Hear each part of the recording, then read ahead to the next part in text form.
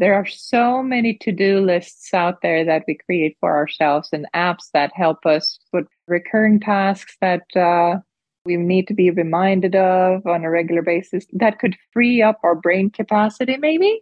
So if you have any good tips out there, I think that would be great to have suggested, maybe even talk what each and you all do to remember all the things that need to get done in your to-dos, all private or at work. How do you organize your time? How do you optimize your use of time? And how do you prioritize when new demands of your time hail in? I mean, they trickle in continuously, right? We all kind of pedal through that. So that maybe I can leave as a food for thought, and we can see if we want to pick it up sometime. Hello, ladies and gentlemen, and welcome to Grand Slam Journey podcast, where we discuss various topics related to Grand Slam journey of our athletic endeavors, business, and technology.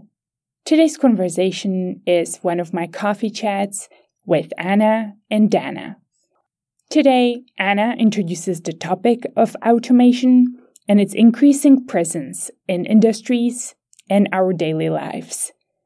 We all share our thoughts and experiences with automations in our personal and business lives. Which automations we appreciate, what we enjoy about them, the current state of technological advancements that are supposed to simplify our lives. But many times, they do the opposite. They make it more difficult and complicated. We talk about the importance of privacy and data security in automation.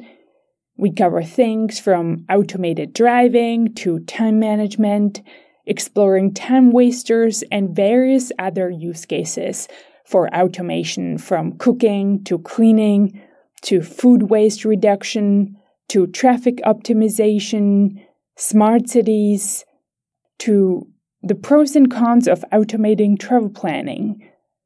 How do we gain the next level of efficiency gains, including challenges with business cases of scaling automations that may be useful to us, but aren't seem to be picking up the deployment scale that we would like to see, as well as challenges and limitations of current digital assistants. This is your host, Klára Jakošová.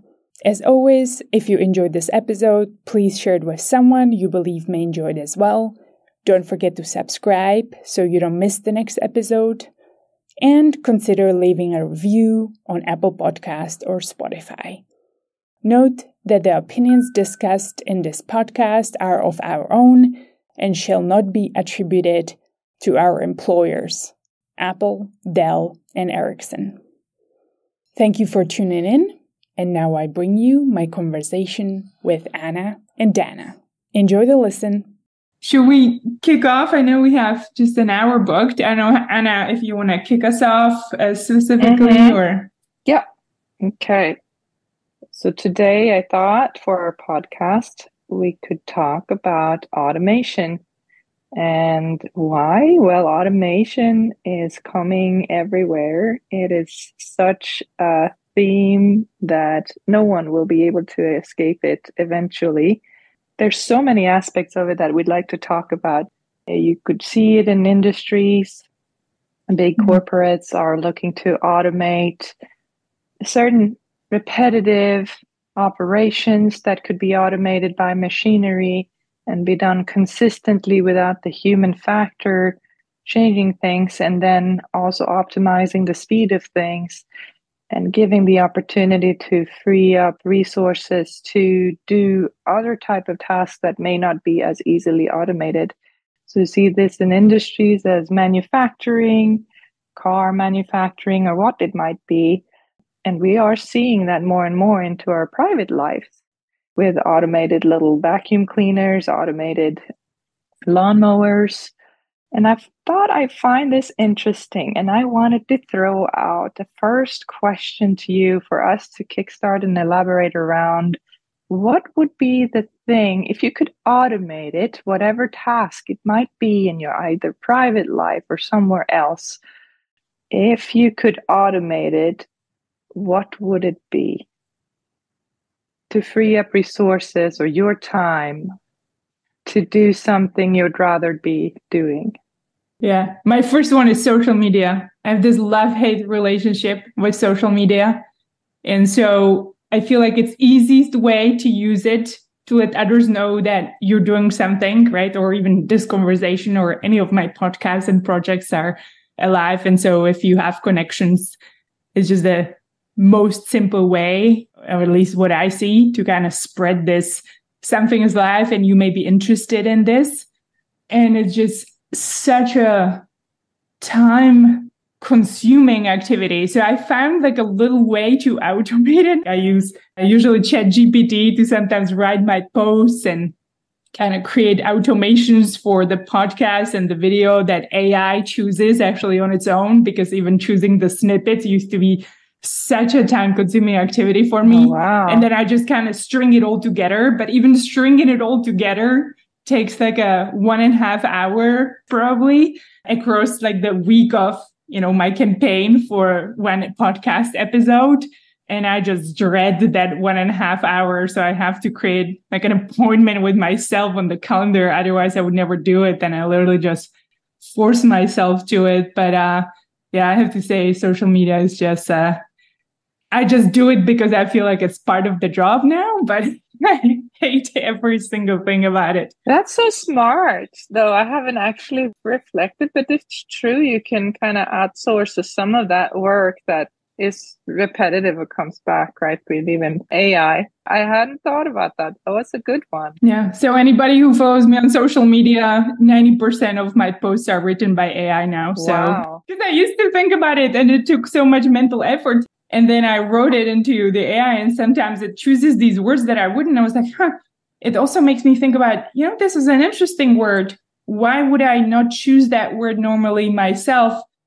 This is a really powerful word. I'm just going to go with it. AI is smarter than me in this instance, probably. So I'll just use it. And so it actually really improves the quality of an experience. So I don't have to think through it and it just automates that process. So I just now had to figure out a software. So if anybody's developing something, I need a software that bridges. Once I launch the episode, it feeds it to my 2 softwares that I'm using, which is ChatGPT and Headliner. And then from there, it makes the full loop and automatic connection to all of my social media. So I don't have to do any of it. My life would be so much better. So it sounds like there's a thread through it, like maybe the question should be, A, what are your time stealers? Mm-hmm. And then what would you free up your time to do rather, right? So which activities? Yeah. What would you automate? That's exactly how I thought about this question. Well, where do I weigh the most amount of time? And as I reflected, for me, it's transportation. That's a big time waster. And I look forward to the time where either we have, ideally, teleportation, but that's not going to happen. Second option is Hyperloop in an economic way that you can still use it for short distance travel. And then the third one I would think would be autonomous driving that is responsible, that is fast, that's trustworthy. So I can be doing other things while I'm being transported somewhere. Yeah. That's so interesting. I love the automated driving. And I can comment a little bit from, I've had Tesla for a while and I have the self-driving beta, which is nowhere close to perfect.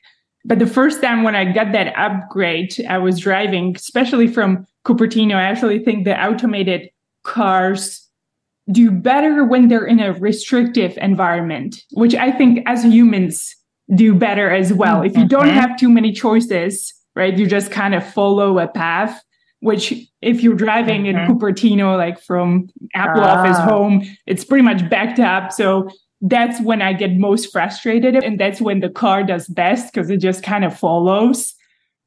And I think the first time when I got it, I was just responding to my email because it just kind of goes and I spend an hour at least doing productive things.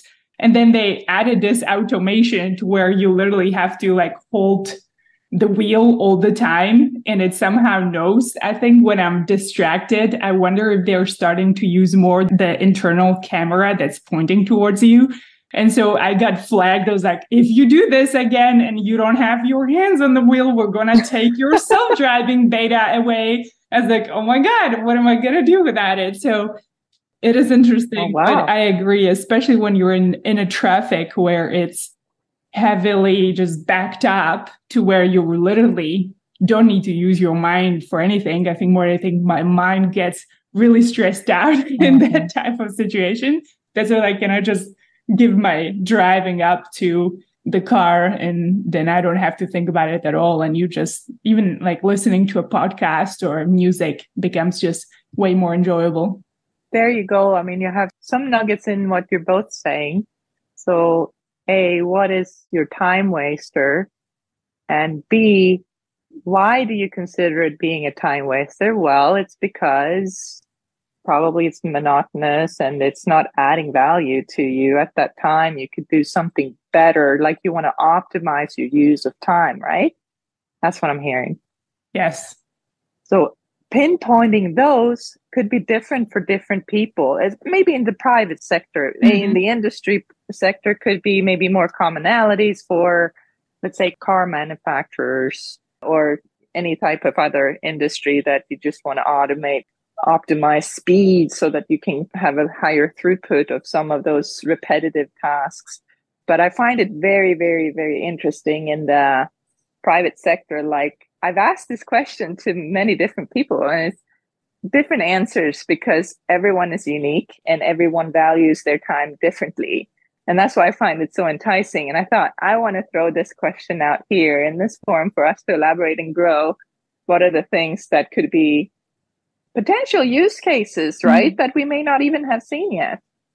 What would you automate, Anna? And I'm curious, was there a most common answer you've gotten from when you were asking your friends or colleagues of what they would automate? Well, some of those are what most people are finding, tasks that are recurring, maintenance types of repairs, or like if you own a house, there's always those things coming back to you over and over again. Like, for instance, weekly lawn mowing. That's a common one. People are like, if I could automate that and I didn't have to have any part of it, that would be great. Some people outsource it and pay money for it. But if you could kind of automate it on your own and have a device that takes care of that on a regular basis for you so that you can set certain criteria. This is the outcome of your lawn. You want it mowed every week or whatnot, and edging should be done this way or that way.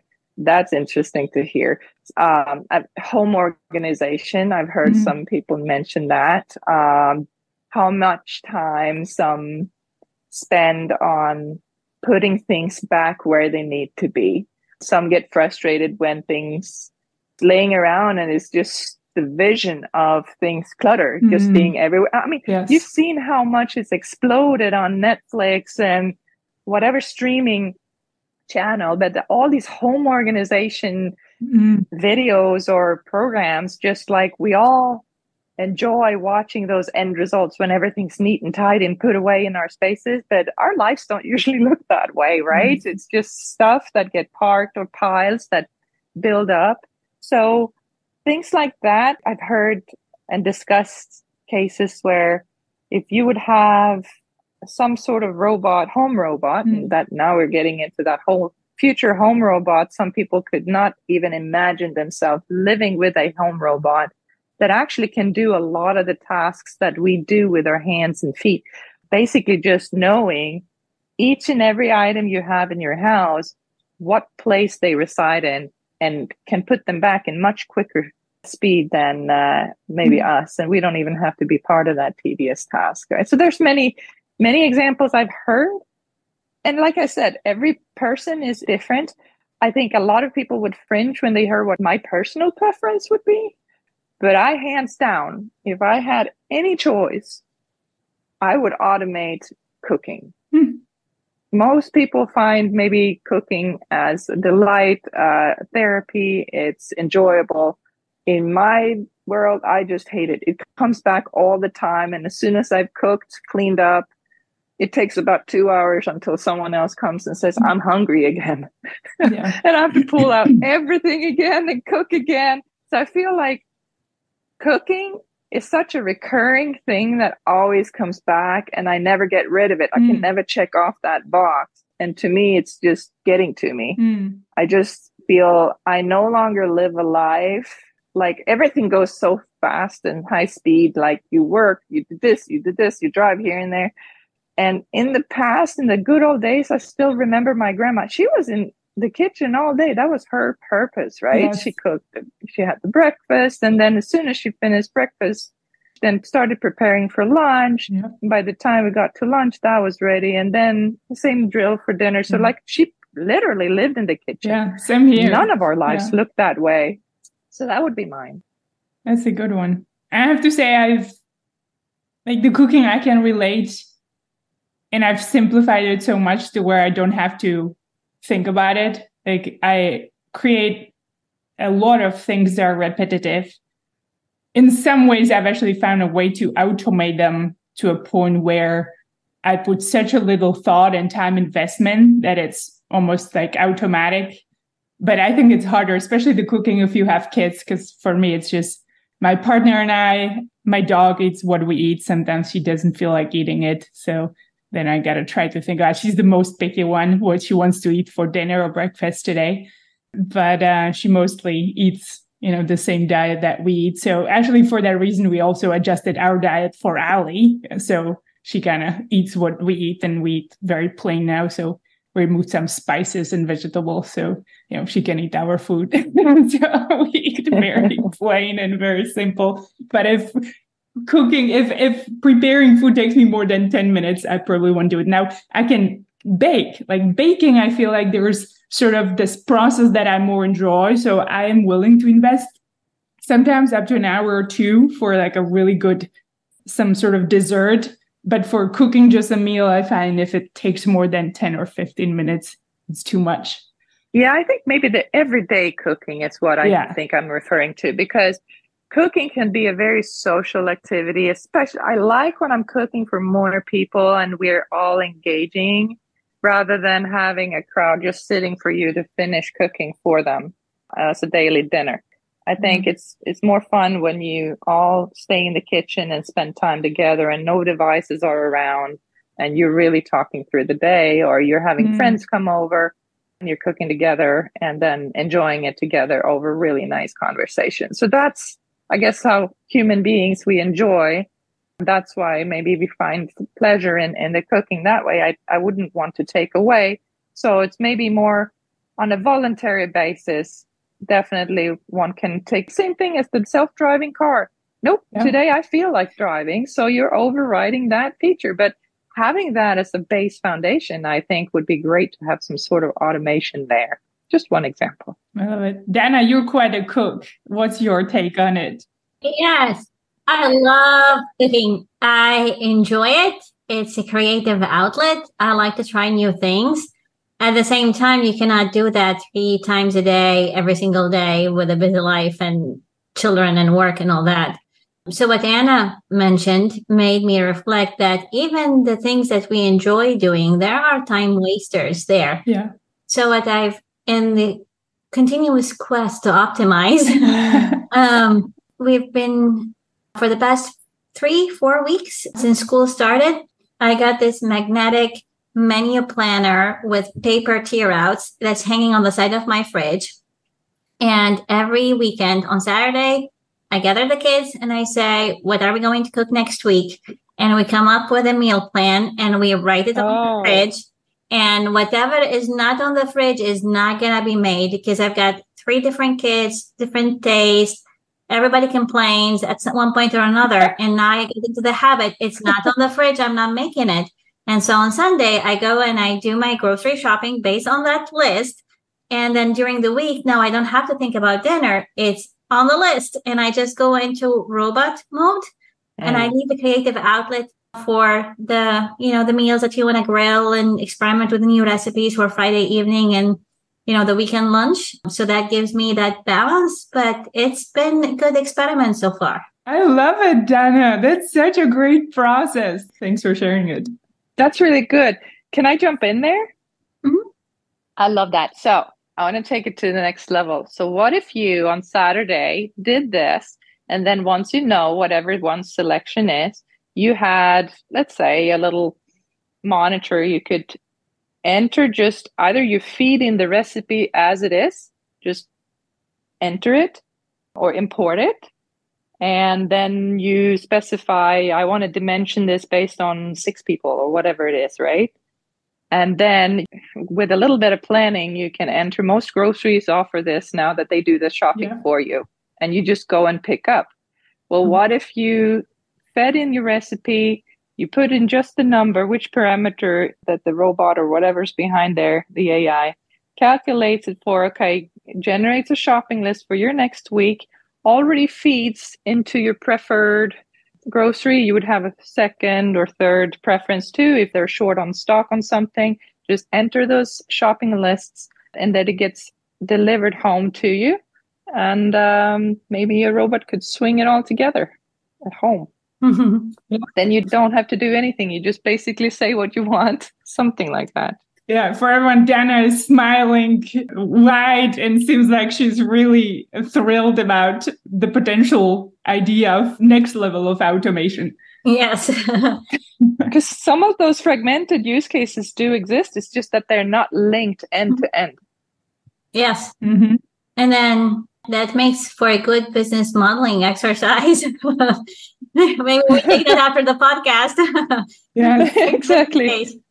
What's the value? How much more would you be willing to pay for even this grocery automation, to where people just insert, this is kind of what we eat for the week, and it just does the rest of the processing from that point for you? I don't think we're far off from that, right? Like now with the available generative AI tools, you can take a picture of the contents of your fridge, you can feed it into AI, and it can propose menus for you. Granted, some of the stuff is icky, but it will get there with training, right?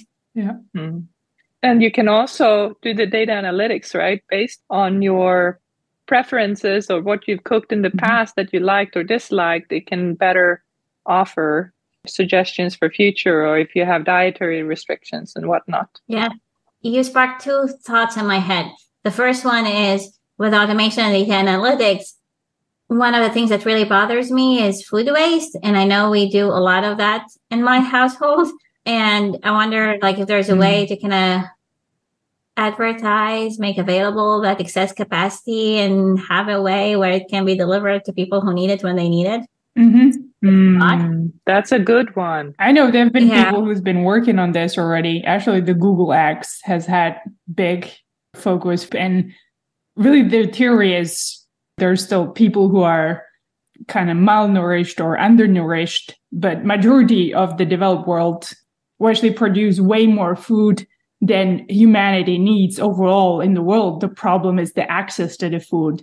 So how do you let people who need the food know that this food is available, or that they can pick it up if you have extra, right? That it doesn't get wasted. And even that, like from grocery stores, because you have some things that's starting to expire. So I know they've been working on some of that stuff also with food banks. And I know there is an app actually here. Sorry, I'm in Austin. I was going to say here in Bay Area, not anymore. But in Bay Area, there was like an app that restaurants actually could post like a cheaper package for like the food, you know, when you have coffee shops or stuff. So usually they have to throw things at the end of the day. And I always find it such a food waste. Why don't they just let some people, especially in the Bay Area, there's so many homeless people, know that we have food extra, but then they don't want the homeless people to especially come to some of the high-end restaurants, right? So that's kind of bad, but you can sort of pre-book on some of the apps of like a pick up a package. You don't know what's in the package, but it's usually just food that is good, but it's just one day old. So I thought that was interesting thing. And I was going to just try to see what's in the bag, because it's also like a surprise. I was like, oh my God, there's like an extra food available. It only costs like $5. I wonder what's in the bag. So it has this, you know, surprise component. I thought it's interesting. It definitely needs some perfecting and taking it to the next level. But I know there's people that are working on it. Sorry, I just wanted to insert. So the other thought that I had, bringing it back to business and corporate world, it baffles me how difficult it is to implement automation and drive ways of processes, especially in big, well-established businesses. So I wanted to pick your brains if you've seen a use case of where automation, AI efficiency has worked pretty well. Maybe some case study that you read about or something you heard about, and if you care to share. I mean, from my experience, the one that comes into mind is actually, it wasn't AI back in the day, but when I worked at Ericsson, we worked on the self-optimizing network, right? And I think the RF optimization, the SON, which is now becoming more and more, even just the ANR, out of the neighbor relations, like all of that ran because the conditions sometimes change, and they also change based on the day of the time when you're driving, because there's more or less congestions on the road. So I actually think there's so much more improvement just with networks and creating smart mechanisms that can automate, and you don't need engineers. I don't know what the stage of kind of the overall self-optimizing networks is. I know back in the day, there've been kind of more models around the machine learning. That's kind of the first stage, but I feel there's so much more ability to then feed that self-optimizing network with data measurements and analytics, and then fine-tuning it and it being more reactive, really, and real time, and so much more potential to automate so many of at least the RAN network functions. And then I'm sure that will go directly to the core. But that's kind of the first thing that comes into mind. And I've really been a big fan of that product because I just feel like there's so much effectiveness in it. And you still find some of the people, I think the biggest problem we're into, because there's these RF engineers and they look after an area. I was like, oh my God, there's one change that made it wrong. I would never make that change. And it degraded my performance, right? So you find this 1% sort of outliers where it doesn't work. And that creates a problem of justifying this whole software and solution. And why does it not work 100% of the time?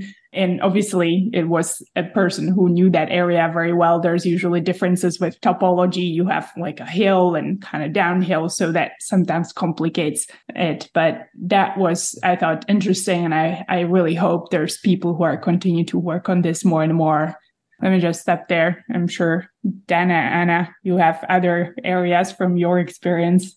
Well, you talked about driving before and that being a time waster too, that removed you from things you'd rather be, or you'd rather be at your destination. So I was thinking, I haven't seen it fully as implemented as I would like to, but I'm sure there's a lot of players out there already doing a lot of things in certain cities, especially in congested cities, where you could optimize the traffic. And now I'm not talking about GPSs to suggest an alternate route where there are more congestions, but I'm thinking more traffic light optimization of allowing more throughput in those paths or those directions where traffic is traveling at a certain point in time during the day. Things like that to make the green wave flow. I mean, anyone who lives and drives in a city that has a grid system knows how annoying it can be, where you maybe have 13 or 14 traffic lights you need to get through in intersections that are not synchronous or kind of synced with each other. So I'm thinking a grid system of traffic lights being better coordinated and optimized is something that would be really appealing. I think of it daily when I'm driving. It's very frustrating. You get through one traffic light, but then you sit in another that's not at all in sync with the first one, and the speed people are traveling between them. It's quite complicated, but it's not hard to make happen, right? And sometimes the more people that move into a city, the more you have to wait to get through a traffic light. Sometimes you have to sit through 1, 2, or 3 intervals until you can get through. And it becomes harder to predict your total travel time to get to destination, even to find it reliable on the GPS, right? So that's an area I definitely feel that we could do more. Yeah. And I know the smart cities have been around for a while, and there's companies who do this. But I wonder if the business model is not as effective because it doesn't seem to be picking it up. Because I totally see and agree as an end user, we so value this when you have this automated flow to make the traffic flow better. How do you monetize it? Because obviously it requires bigger financial investment. I wouldn't be probably willing to pay more money for that, just living that city, right? So you're not going to get more money or attract probably more people just like, oh, cool, they have like this really cool lights and automated traffic control. Let's everybody, example, live in Dallas. So I don't think they would really drive, more people to live in. But I think the business model in this case, that's what I see is probably kind of the problem where the adoption hasn't grown more. I think there are different drivers too. There's multiple factors that could drive it more than profitability to justify the investment. Think about this scenario, right? The more frustration that arises with the people that drive, the more they're going to try to beat the traffic light when it starts to change. We all know this situation, right? And so if you statistically can see, I'm just giving a scenario of, okay, some have been waiting a long time. I'm like, nope, I had enough. I'm not going to wait for another interval. I'm going to blast through this yellow light. Hopefully I will do that before the red light hits. I see a lot of people doing that, especially in a grid system. I see a lot more people to do this because they need to get to their destination. And when there's not a good flow and they know that they're being prevented to get to their destination more and more and more, it builds up.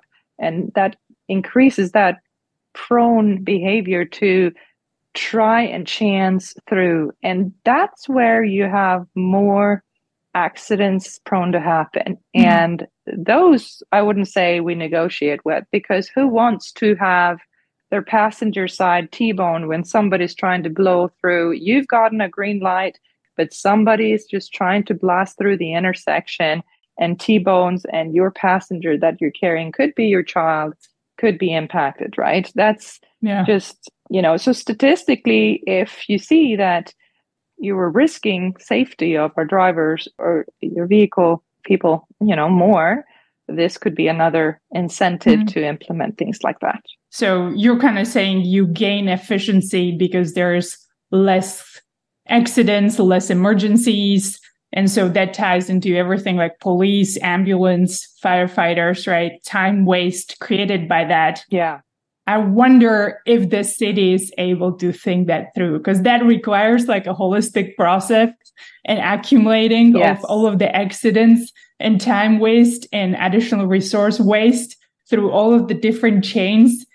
And I wonder if this is something that they're even considering, or are able to kind of state this is how much you're going to save in dollar amounts if you decrease your accidents by X amount. I think that would be a fantastic calculation, but I don't know if, unfortunately, I wish they made decisions that way, but I don't know if cities do. Yeah.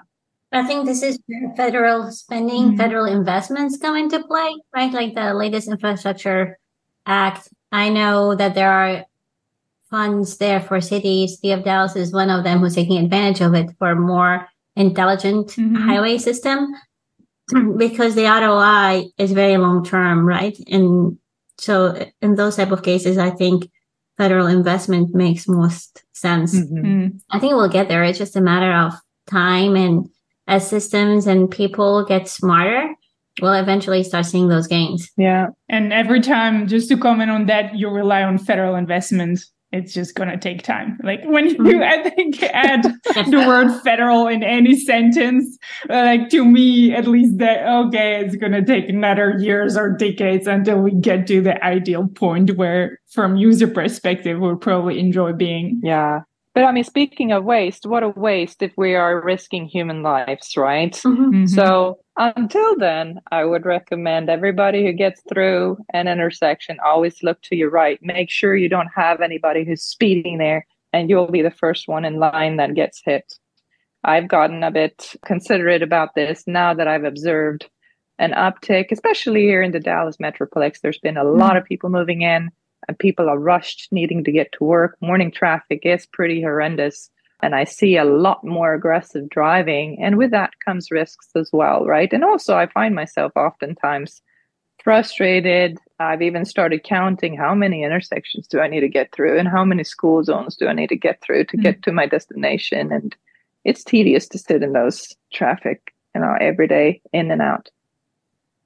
So in terms of another use case for efficiency gains and reducing time wasted, I know y'all like to travel. I love to travel. I don't relish all the search I have to do to figure out an itinerary and a place to go and things that we would like to do. It just takes a lot of time and a lot of looking through magazine articles and blog posts and whatnot to come up with my own consolidated list. I've tried to use ChatGPT in the past. It's just because the training data is old. I feel like some of the output, while it's interesting and can give me some insights, but it's not something that I can delegate 100% to without additional effort. So what have you come across to make this a more automated, efficient process? I have to say, I haven't really thought about automating. And while I do share some of the time wasting, in some ways I enjoy it. But I think when I think of why I enjoy it, it's because I get a confidence and excitement about the research. And so, example, we've been planning this Kilimanjaro trip and I've been planning it forever. And so I, did full research on what are the companies there that are kind of best rated, what are the ones that give the most kind of money still to the porters and the people, because I didn't want to go with just the commercial one. And then did a research on the trek and sort of the safari and kind of considered. And I think there's like a process through it that you've put in like a lot of effort to once, okay, I feel confident this is going to be a fun trip because I've invested my time and effort. So I don't know if it's the best use of my time, but you kind of get to know the country by doing the research. But I do know there's, trips that I probably would prefer to automate. And I tried playing, I think after one of our conversations, Dana, you did share some of the tips on planning vacation about ChatGPT. So I tried to go in and try to do it with like scuba diving because I wanted to plan a trip that is within X travel flight distance from me and kind of what I want to see and where. And it was actually interesting, some of the proposals that it created. But I don't know, for the research, unfortunately, I don't have any good tips. What I do is that we use usually Google Sheets for organizations. We have an itinerary and I just plan each day and sort of add these things so we kind of have a full schedule, and I pretty much organize it that way and add everything on the calendar. But that's just the late stage, right? Once I have it finalized and I decide what we're doing. But for the research itself, like you, I just use a variety of things. And I don't know if the new AI tools, I think what it comes down to is I want to see the transparency in that. So I think they just started adding, right, where is it pulling the recommendation and the search? And so you can actually click on the exact link and kind of read through just to make sure that what it's suggesting is actually matching my style and what I feel like doing. That's what I feel like is missing from the tools right now, and they're working on adding it or have to some extent. But I don't know, Anna, what do you use? I haven't attempted outsourcing, sort of automating that. What came to mind when you were answering, Clara, was more like the sense of control and what task it is. And then it becomes individual, right? Like in this area, I agree that why maybe I haven't even considering automating that piece is because, yes, you kind of want to be part of the journey of the planning to arrive at a certain solution. I think from an AI or I would appreciate suggestions coming my way, but eventually I want to be in control of the decision making, and then the important milestones like planning up till the trip to kind of be able to harvest that product at the end and say, hey, I arrived at a really good choice. And when we enjoy the vacation, then, wow, this was a pretty good choice, right? And we want to do more of this. So a high level of engagement still from my end. But it's, again, what we all pinpoint as being time stealers and what we are willing to hand over for someone else to do or something else to do. I think what degree of involvement and control do we want to have in those tasks that we're considering? Yeah. I think what I came up with now when you were speaking, what came to my mind, there's some percentage of it that I would outsource, and that's the looking for the actual tickets. So if you have a complicated flight, I think you can do it in some ways. On kayak, you can kind of set up, your ranges. But for example, going back to the Kilimanjaro trip, there's few seasons that would best fit our schedule and are best for kind of the overall experience based on the time and climate, etc. And so that itself, like always looking for the tickets, it goes through a spike up and down. It would be awesome if I could just set up, this is the duration of the flight. I need this many days minimum or max to find the flights. And it would continue to search for flights automatically every day. And I could just book once, oh my God, this is like a great schedule. I'll just book it now instead of me, thinking, 3 months I didn't have a chance to look at it. What is the best time to book a flight that is, going to take 25, 30 hours to get there? That's true. You're going to spend quite a bit of money. So that portion, I would love to figure out a better automation, or maybe there is one and I just haven't found it yet. Yeah. It's funny, with all the examples that we've given, you can have a human do all those things. You can have a cook, you can have a chauffeur, you can have a travel planner, travel agency do that all. And people have been using all of those human assistants for a while. I think what we're driving towards is the convenience, the accessibility, the cost efficiency that the digital assistant can bring to the table, right? Yes. Which is, I'm super excited to see how the world of generative AI and robotics and computing is going to continue to evolve so that we can have those digital assistants for the tasks that we desire when and how we want to consume the service. Yeah. And I think adding another layer to that is that if you would hire a person, not necessarily always do they know your preferences or styles and whatnot, but if you do this more through a machine, you can profile yourself in a better way so that it works only entirely with you in mind and sense, right? Yes. I think that's an elevation on top of all of those other benefits that you suggested, Dana. Speaking of digital assistants, I'm actually curious, do you have one that you like using or use the most, or are maybe opposite, most frustrated with? Because I think the digital assistant is such a great idea, and I'm sure we all have tried probably all of them, if not most. But to me, it's so disappointing how they still don't work kind of the way that us humans would like them to, right? And especially for someone like me who's a pretty deep accent, just translating. Sometimes I have to use Trevor to translate to the digital assistant what I want to ask. I'm laughing, Clara, because I have my kids talk to the virtual assistant sometimes when I've said the same thing 3 times. Me as well, being with a Swedish accent, sometimes it doesn't get me. And my kids get frustrated by knowing that I can't get things through. So they just said, Mom, move away. I'll say it. And they say it only once. They've never had to repeat themselves. They say, I'm American. I can make it understand. It is so ironic. It's just like, oh my gosh. Yeah, that's why I was laughing. It's so funny. We have a heavy use of one type of digital assistant at home. And I get frustrated that I have to pause when I call its name before I tell it to do something. It doesn't move at the speed I need it to move at. And there's a long way to go. I mean, you can, if you're willing to invest the time and the effort, you can automate through it a lot of things, but it's not super intuitive. It doesn't work all the time. And you can tell, like, from the wave of layoffs that happened late last year, a lot of these digital assistant programs got cut, which is unfortunate, right? But it goes back to the business case of this utility. And the line of sight between investing time and resources in this utility and revenue for private companies may not be very obvious, which makes you think that for the greater good of things, do you need to invest in a universal and standard body and universal interfaces that make it very easy to integrate between one assistant and the other? And I think you're starting to see some of that. Yes. There's I read the other day, there's this company that makes you use multiple digital assistants from the main players in one app or tool.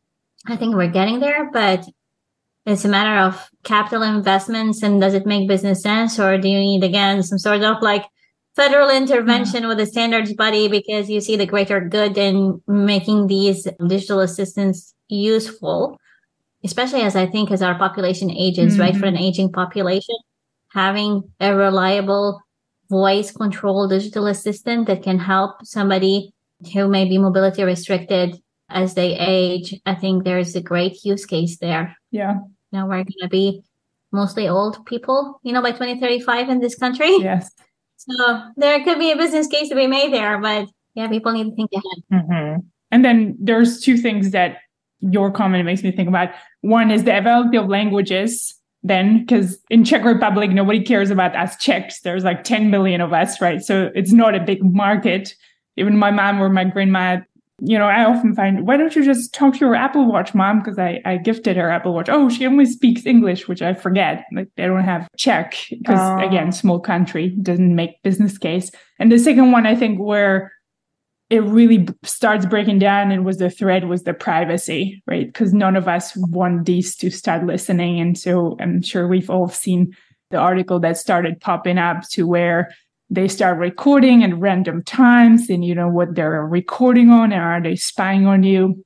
And so I think that's been kind of the big focus and probably a large setback for especially some of those digital assistants that are staying in your house and supposedly have been spying randomly without people knowing and recording conversations. So there's a little bit of that privacy and paranoia, which is either, valid or not. I guess it depends who you are and from which side of the coin you look at it. Yeah, well, I have to say, thank God for the EU because they're big on regulation. So we're here in this country big on free markets and innovation and all that. But then you need the flip side where you have regulations and laws, and the EU is leading the charge. And I think eventually we're going to get to a happy balance. But yeah, there's potential and there's at the same time a long way to go. So I guess a call to action to all the people listening. There's a lot of tools out there that can provide utility. Unfortunately, you need to spend time and effort to experiment. And if folks have good suggestions, maybe they can email you, Clara, and you can let us know. Yes. I'm always on the hunt for how can I remove wasteful time from my day. I love it. Yeah. Oh, I'd love to see that conversation getting started. I guess there's so many things that we haven't even touched on in this podcast that may have spurred people's minds. What would you automate? How would you free up time from your life so that you can optimize your time and do something else with it? What would you rather do? And send your thoughts into Clara. That'd be nice. Actually, maybe closing questions to you all. On that note, do you have a favorite, I guess it can be toy or tip or sometimes even habit? We have these things in our life and day that we tend to automate that really brings us, more fulfillment or effectiveness or whatever you're after in that day. Anything that you've been testing lately that you really enjoy? Mine is very mundane. I love clean floors. I hate cleaning. So I'm a huge fan of the Roomba. Oh, good. I just wish that they have a hardwood floor mopping one that is good. So I'm looking forward to when that come along. But at least the vacuuming one, I'm a huge fan. Nice. Anna? I am quite the opposite there. I don't like the cooking, but I like the cleaning because I like to watch the progress. To me, progress is so valuable, and I love to see progress being made in front of my eyes. So like if I see a dirty floor, I like to vacuum the crumbs and then cleaning it and then enjoying it. I have not used much automation yet, but I need it, I would say. So I would definitely jump on Dana's suggestion there. If you find a solution, I'll be on it. I wouldn't mind watching it happen in front of my eyes as long as there's progress. I don't have to be involved in it, but I do enjoy a clean floor as well. Don't know if that answered, but yeah, we have a Roomba. We have one in the bedroom, but it's always running into things and getting stuck. And so sometimes I'm thinking, like just what you said on the virtual assistant, I don't think we're really there yet because it requires some intervention. And sometimes from a bigger perspective, I'm weighing the amount of interaction it still requires me to step in and correct is, worth the value gain from having those virtual assistants, right? So sometimes I feel like, nope, I'm more efficient just without for the time being until this can catch up, if that makes sense. Because then I know it can get done right the first time. Yeah. How about any of the smart plugs or logs or lighting? Have you played with that or tried any of those? Yes. Because I sometimes feel like the smallest automation, like going back, these small little repetitive things, example, which is really silly, going back to my Tesla. One of the things that I really enjoy the most is that I don't have to ever worry about car keys, because usually we have these big purses and there's always this like 30 seconds to 1 minute me freaking out where the car keys are and you got to dig through all your purse. And so the fact that I don't ever have to think about car keys and it just works with my iPhone seamlessly, it's just been such a joy just removing this 30 seconds to 1 minute of stress, multiple times a day that I lost my car keys. So going back to, I think these are these tiny things that sometimes spikes your stress level a few times a day. And those kind of the simple automations, I think, still works sometimes the best and improves your quality of life the most. So have you tried any of those, Anna? Well, yes, but I don't have that positive outcome that you have. But in that case, I'm thinking of the lights that we have in the kitchen. My husband and I constantly discuss around this. I want to go back to just one flip switch on the wall. Why can't we move back to the times when you just walk into a room, I want my lights on, and I just press that little button and they will come on. And then when I want to switch them off, they come off. As simple. It's not much effort from my side. Now I have to argue with this Google Assistant every morning 3 times to tell it to switch all lights on or which lights I want to say. And I have to say such a long sentence for it to get it. Saying that sentence takes me 4 times as long as flipping the switch, right? So now I feel I'm putting more effort in to get accomplished a task that could be done manually. So I think that part, I'm truly an advocate for optimizing time, but I think I'm going backwards in this case. However, the conversation we usually have is, well, now you don't have to switch on all of the lights. They come on at the same time. You would have to have multiple switches to switch on all the lights you want to switch on with the Google Assistant. Yes, I would agree. You can configure which setup you have with which command. So there's some benefits there. But I'm still deep inside, I feel we're not really there yet to simplify it, right? I'd rather skip all of the greeting phrases you have to say, and they are coming more with that. Like instead of "Hey Google," now you have a shortcut you can say for it to just recognize you or whatnot, right? But and sometimes if you have multiple virtual assistants in the house, you have to remember which device you're talking with and what sort of wake up trigger they have. And sometimes my brain just in something else and I want to talk to it and I forget the first phrase of this one for it to wake up. I don't know. I don't think I'm there yet, or the devices are quite there yet, if that makes sense. But your example, just to eliminate something that would cause stress more than once in your life, right? Oh, that would be such a relief. So that's more of those, please. I love a digital wallet. I don't have to rummage for my credit card in my wallet. I just use Apple Pay. I just wish that states would adopt something similar for driver's license. So you don't have to carry a wallet anymore. Yes, I love that one. Well, they're working on the driving license, right? But it's, again, state. So I think there's only, 3-4 states now maybe have driving license, but I agree. I think all important documents should be digital, like even passports. Like to me, it's ridiculous. If my Czech passport expires, I actually have to take a flight and like create a new passport physically. It's so weird. Like we're 2023. How can you? Yeah. No, digital wallet. I agree with you, Dana. So smooth. I'm so relieved every time. I'm like, I don't have to dig through my purse. I mean, simplification. Oh my gosh, it's wonderful, right? I mean, I love just watching documentaries about minimalism where you can kind of simplify your life, remove the excess tasks that are mundane and things like that. More of that, please. Yeah. And I just wanted to comment, Anna, on your example, because I thought it was spot on and fantastic. I think that's probably where exactly describes the state of automation where we at.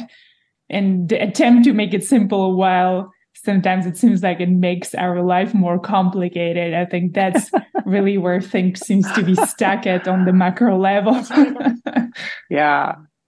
Maybe just I'm going to share one that is really simple and works, I think, is the smart plugs. And so I use them in a way to automate my routines that kind of help me stick with my schedule, right? And these have been proven. For example, our coffee machine needs 30 minutes to warm up in the morning. So have it programmed to wake up at the exact same time and turn off at exact same times. Otherwise, I could drink coffee all the way through 7 p.m. And the same thing I do with my cold plunge. Like automatically it turns out at a specific time. So I know when I go out in the morning, it's the right temperature. I think the smart plugs on machines that we use, that helps making sure, well, the cold plunge is already cold, so I can't skip because it's already on. So it kind of helps me stick to my routine and then finish time to my routine, example with the coffee. So I don't go overboard. That's good. That's my last one. I feel like we can talk forever. Any other closing tips or ideas, ladies? I know we're a little bit over time here. One thing that came to my mind is just we could maybe talk about this in another podcast, or if listeners have ideas.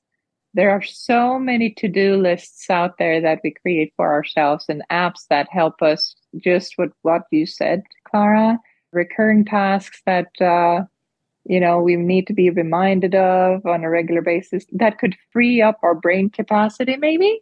So if you have there are any good tips out there, I think that would be great to have suggested and maybe even talk what do each and you all do to remember all the things that need to get done in your to-dos, all private or at work. How do you organize your time? How do you optimize your use of time? And how do you prioritize when new demands of your time hail in? I mean, they trickle in continuously, right? We all kind of pedal through that. So that maybe I can leave as a last note, food for thought, and we can see if we want to pick it up sometime. That's a good one. It could be actually a good setup for the next episode. It would be a nice sequence that we can think about and play with, maybe even experiment for the next month, and we can discuss. Or if there's somebody who wants to join us in the conversation from the guests and join the discussion and share their tips, then we could do that too. Perfect. Thank you.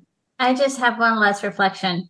I leave our chat with a sense of gratitude that we live in this time and age where we have the tools and the utilities to apply our human potential to what we love and we feel will add the most value. That's something that humans and other generations did not have.